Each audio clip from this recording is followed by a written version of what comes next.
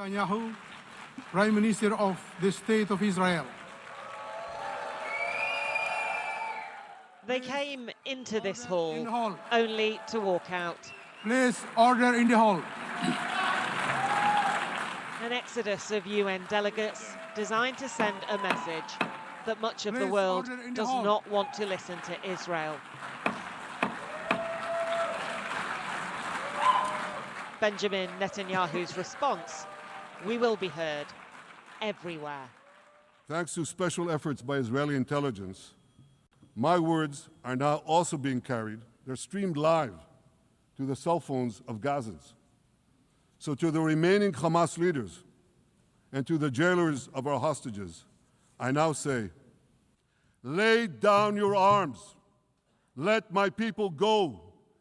They vow to repeat the atrocities of October 7th again and again and again, no matter how diminished their forces. That is why Israel must finish the job. Unimaginable.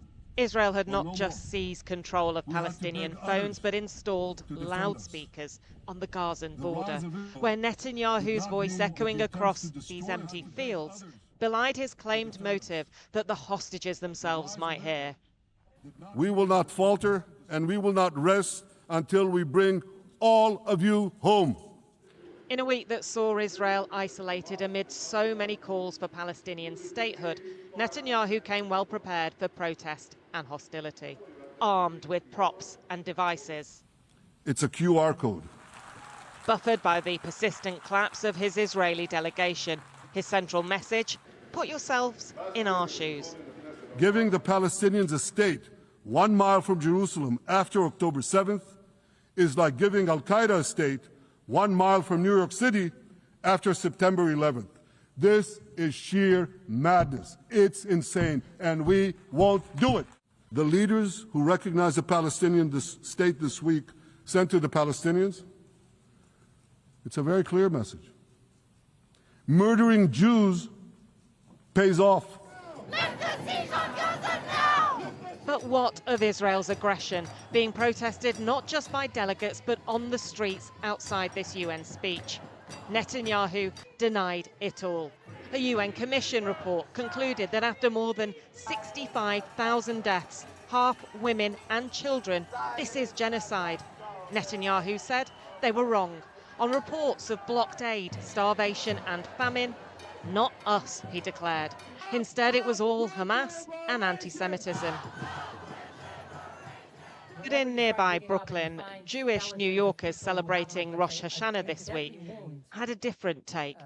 There are tens of thousands of Jews who are working on this because it is what's morally right, who are working for a ceasefire because they care about Palestinian lives. And this isn't a Jewish versus Muslim or Palestinian fight. It is a nationalist and imperialist battle. It's not a war, it's a genocide. This is a Jewish community you're here with. Yes. How many of your friends feel the same? Pretty much all of my friends, I would say, feel the same. Pretty much all of the Jewish community that I've made here in New York feels the same. When I go back to my parents' shul, not everyone feels the same there, and we have conversations, and we have disagreements and that sort of thing. Back at the UN, there was chatter on the sidelines about the news that the US could propose former UK Prime Minister Tony Blair to lead a transitional authority in Gaza. Donald Trump was sounding hopeful. And it's looking like we have a deal on Gaza. And we'll let you know. Mr. President. I think it's a deal that will get the hostages back. It's going to be a deal that will end the war. It's going to be a deal it's going to be peace. Is there really room for optimism? Despite a week of pressure on Israel, its Prime Minister turned up with a furious swipe at his critics and sounding like he trusted no one to make a deal. In Gaza itself, the Israeli military is continuing to flatten parts of Gaza City in a ground offensive which has forced tens of thousands of Palestinians to flee their homes again, while officials in Gaza say that dozens more people were killed by Israeli fire. And a warning, there are distressing images in Harry Fawcett's report. After the airstrike's sudden violence, A sense of muted shock on this street in western Gaza City. A 4-story building struck, collapsing its upper floors. From the building opposite, across the road, a desperate call for help. Young brothers saying their mother is trapped, still alive. Rescuers bring a woman down. Thank God for your safety, they say. Get her closer to the ambulance. One of the boys, calling for his brother and his father, was standing on the stairs when the missile came down. Stones rained down on us, he says. My mother fell and we didn't know what to do. My father's missing. Hours later and thousands of miles away, Benjamin Netanyahu would tell the United Nations that 700,000 people had followed Israeli orders to leave Gaza City. That such concern for civilian life was itself proof that Israel had no genocidal intent.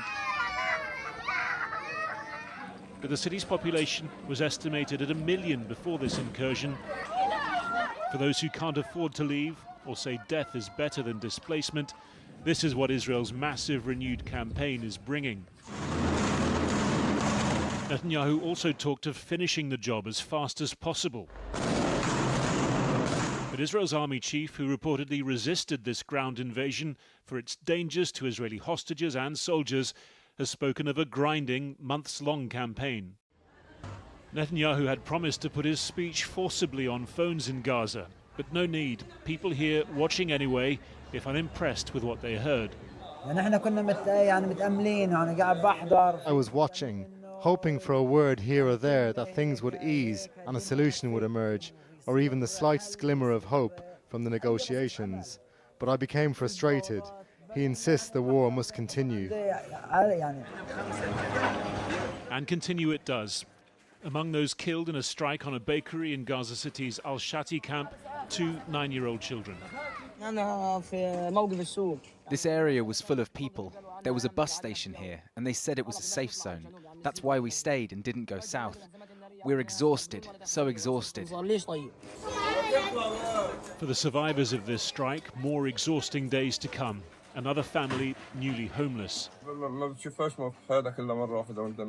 It's something you only see once in a lifetime, he says. By God's grace, we're still alive. But how to live now and where? A question asked throughout this ruined place. And Anushka is with me now. We've had quite a week, haven't we? What happens now? Well, what happens is that Benjamin Netanyahu leaves here. He goes to Washington, D.C. On Monday, he will meet with Donald Trump. He did hold back on one point today, not calling for the annexation of the West Bank, although people say he may raise that with Trump on Monday. As for these possible deals, the US want this Tony Blair-led idea, an international administration, in line with what happened in Kosovo, for example. But Tony Blair, who is not denying this, is a controversial figure in the Middle East, not least because of the Iraq war. He says he won't support anything that displaces Gazan people. The French and the Saudis had a different plan earlier this week, the New York Declaration, in which the Palestinian Authority would lead an administration. But it is worth saying that in there, Netanyahu called the PA corrupt and said that they paid people to kill Jews. So you can see problems potentially with both of these ideas. And as clear as mud. Anushka, thank you very much indeed. Well, earlier I spoke to the Israeli government spokesman, David Mensa, and I started by asking him whether it was down to Israel's unprecedented isolation that delegates walked out during Benjamin Netanyahu's speech. Not at all. I think you saw today the Prime Minister representing his people with pride in a way which almost no other person in Israel can do. And on the issue of people leaving, well, look, who walked out? It was Iran that locks up their own opposition. They don't like to hear from a democracy. It was Turkey, which also lock up their own opposition and then give a mouthpiece to Hamas. So those guys walked out, it's true, but still we believe that our message was heard today, a powerful message that Israel wants this war to be over when our hostages are home and when Hamas lay down their arms. But you are getting more and more isolated, not just here, but across the board. So you've got, international sporting events cancelling Israel, the Eurovision Song Contest possibly cancelling Israel. You've got your best friends in Europe recognising the state of Palestine. And perhaps most importantly, your best friend in the world, Donald Trump, saying about any plans to annex the West Bank, it's not going to happen. And I wonder whether you regret especially the attack on Qatar the other day to take out the Hamas office there, because the Americans were very upset by that. Israel has never had a friend like Donald Trump in the White House. But he's also said very clearly you cannot annex the West Bank, and we know that that plan, was being discussed in the Israeli cabinet. So he's set down a red line. Are you prepared to cross that red line? Look, our Prime Minister has said very, very clearly that this is a subject will be discussed in Israel after our return from the US. 65,000 dead in Gaza, many of them women and children. The wholesale destruction of the Gaza Strip, which has now been rendered into an unviable, economic or social unit. I mean, what is the policy there? So, Matt, I'm a little bit surprised that you, an experienced journalist, a grandee of British journalism, quoting to me the figures of a terrorist organisation. You wouldn't take Al-Qaeda's name for it. This is the Palestinian Authority. Yes, you wouldn't take these numbers. These numbers have not been disputed by the international community. No, well, and all you have to see is the these levels figures of are false. They are Hamas figures. Well, why don't you let us, David Mensa, why don't you let us go in and report hundreds ourselves? Of journalists you won't let us in. Hundreds of international journalists have been into Israel. With hundreds. the IDF on very controlled and that's right. How many hostages, Israeli hostages, have been killed inadvertently by Israeli bombardments? So that's a. Do you have a number there? That's a tragic. That's when that has happened. In friendly fire incidents, that has been a tragic occurrence. How often? But please don't blame the victim, the hostages themselves.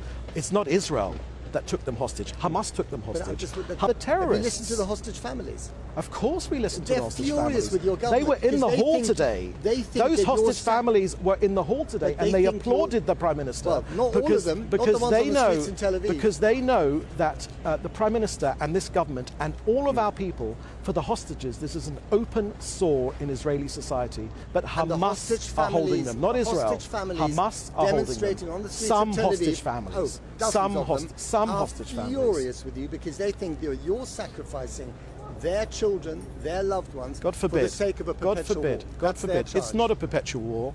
Tony Blair's been mentioned in dispatches as a possible leader of some kind of interim body. Is that a runner? Is that going to happen? Do you know about this? Of course, we've seen the reports as everyone else has. I can share with you that the Prime Minister has met with Tony Blair. And I haven't got anything more to share with you, but I can tell you that Tony Blair does have an understanding of the region. Just one final one briefly. I mean, this body here, the United Nations, and hundreds of legal experts have come to the conclusion that what you're doing in the Gaza Strip is an act of genocide. What is your reaction to that? Does it make you feel shame? Does it make you reflect on what's been going on? Or do you just think, well, the international community is lying? Matt, I'll tell you how I feel as a representative and a spokesman of Israel's government. I feel pride. Pride? I feel honor. Pride in genocide? I feel honor that I get to represent the homeland, the only homeland of the Jewish people on this earth. And on the charge of genocide, it is a false claim. It is completely unfounded. You throw at me 100 experts, I can throw at you another 300 experts that say precisely the opposite. David Mensa, thank you very much indeed. Good to be with you, thank you. And you can watch the full version of that interview later on our YouTube channel. Now, while we've been on air, Médecins Sans Frontières, a key medical NGO that operates inside Gaza, has said that they've been forced to suspend their activities and leave Gaza City, that their clinics are encircled by the IDF. Joining me now on the line from Johannesburg is Mustafa Barghouti, who heads up the Palestinian National Initiative Party. Mustafa Barghouti, good to have you back on the program. I just want to start with the kind of your reflection on this week. It started off with a number of countries that are friendly with Israel recognizing a Palestinian state. It ended with 50 nations, perhaps a little bit more, walking out of the speech given by Prime Minister Netanyahu. Do you think that global diplomatic opinion is shifting in your direction? Absolutely and totally. And before I answer your question, let me add to the information you've just mentioned that the Israeli airplanes have attacked and destroyed 4 of our major clinics in Gaza City. They destroyed them completely by shooting them with rockets. That tells you what's happening in Gaza. Yes, I think Israel has never been so isolated as it is today. I think the only similar example in modern history is the isolation of the apartheid system in South Africa. And I think that Netanyahu and even the spokesperson of the Israeli government, both of them are distancing themselves from reality when they don't want to see that. But one thing that Netanyahu said today in the United Nations, and I think that will help us make the world even more understand us, which is that he said that 90% of Israelis oppose a Palestinian state. And 90% of the Israelis support the continuation of this terrible genocidal war in Gaza. That by itself is an indication of who is the problem here and who has been an obstacle to the possibility of peace. One more thing is that I think Netanyahu lied a lot today, especially about the victims of this terrible war. I think it's an Israeli research institute with the British institute that both came with the conclusion that 5 out of 6 people killed in Gaza of the 165 of the 65,000 We've got a few more are civilians. Okay. Right. A Please. couple of more questions and not much time, I'm afraid. I am slightly confused, and I wonder whether you are, about which particular plan might actually have some traction for the post-war Gaza future. There's the French Arab plan, which involves the Palestinian Authority. There's this other plan that might involve Tony Blair that doesn't involve the PA. How do you see the situation? I think you can keep Tony Blair for Britain. We don't need him. And we don't need any foreign body or any foreign person to rule our lives because we are quite capable of doing that. But what we need is democratic free elections, which should happen after the war. But mind you, I am so worried about the fact that everybody is talking about post-war plans now without stopping the war. And I think this is, in a way, a certain distraction from the reality of the genocidal war that is happening now in Gaza City, from the fact that Israel is at the moment, while we talk, is destroying a very important historical city in the Middle East, which is Gaza City. And they are also forcing already 1.1 million people to be ethnically cleansed from their homes, and every home is being destroyed. That is the reality of what's happening now.